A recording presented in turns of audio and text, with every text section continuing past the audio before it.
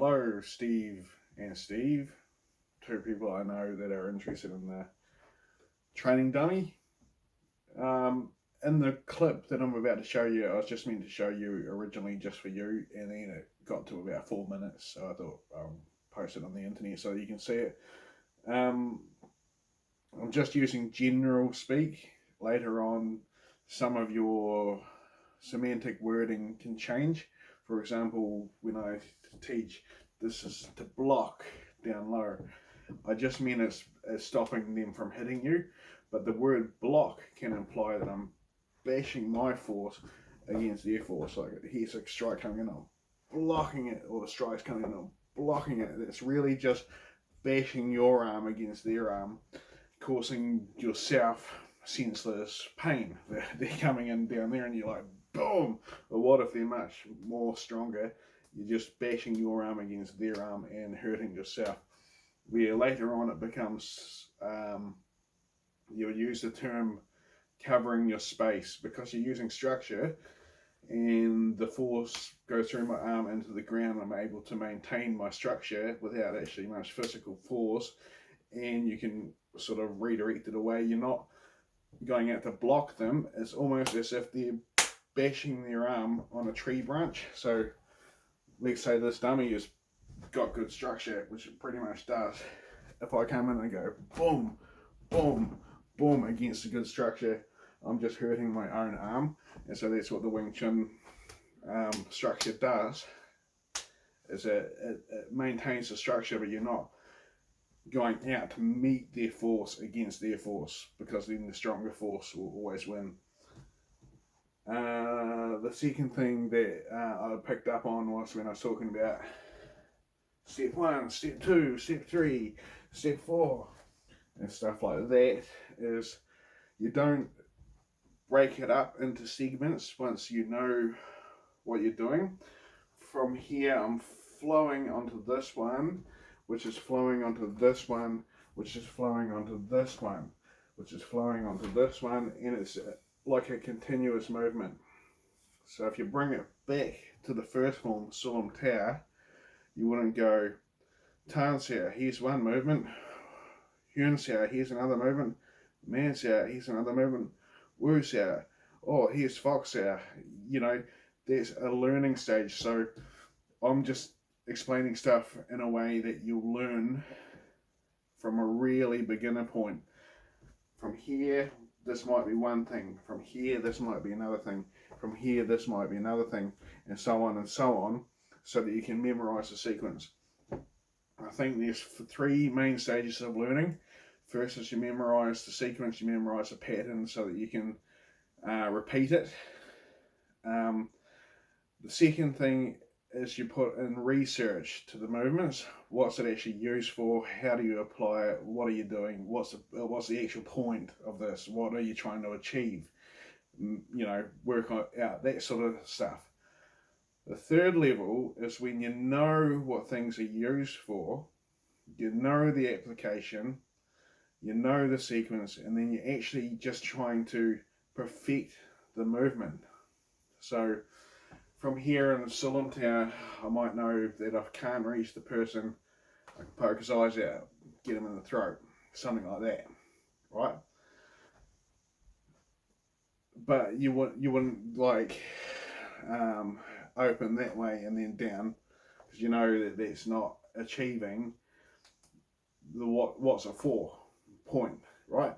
But once you know what it's for, all you're really working on is getting good at it. So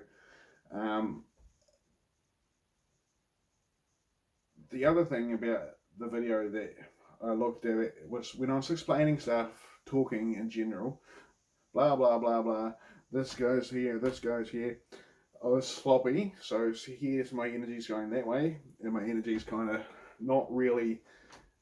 When I'm down here, for example, I've just got my hand here when I'm explaining. My mind's intention, because it's not step 1, step 2, step 3, from here, my next intention is to end up in Tan Sia. So I'm continuously concentrating on what I'm doing when you're actually practicing the form. But when I'm explaining it and I kind of had to break it down, I thought it looked a little bit disjointed. Anyway, I hope you enjoyed the clip.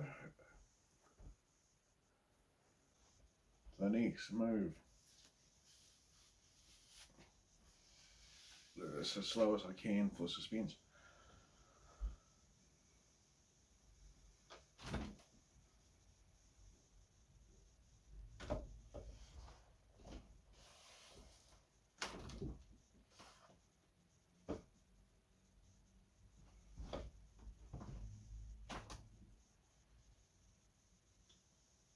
Right, the next move, this hand comes in to block this one.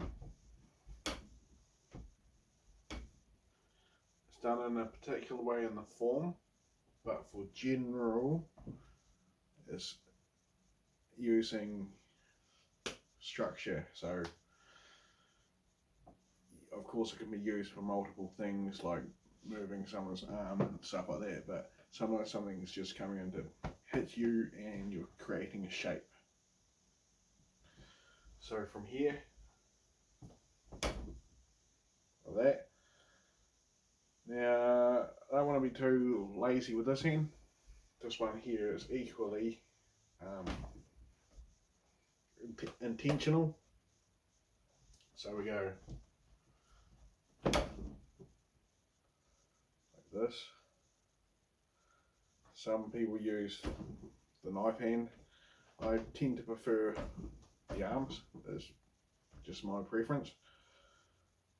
But you'll notice my center is in between the middle of this arm and this arm. Is where my center is. Now, in the book with Yip Man, when it shows from here, it just shows them to the front of the dummy. So for years I actually went all the way around like this because I figured it was like an octagon segment. You've got this part of the octagon, you've got this part of the octagon. So from here, it made sense to me at the time to go to here and then to pivot like this.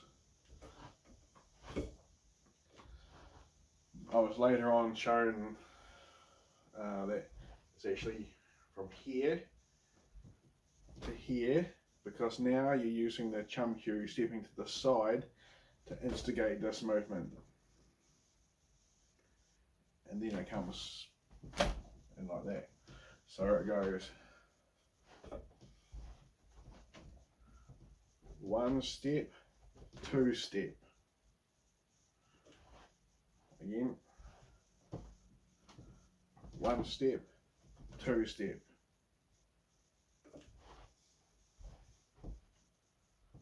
One step, two step.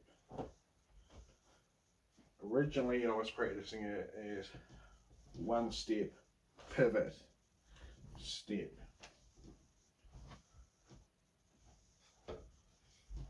One step, pivot, step.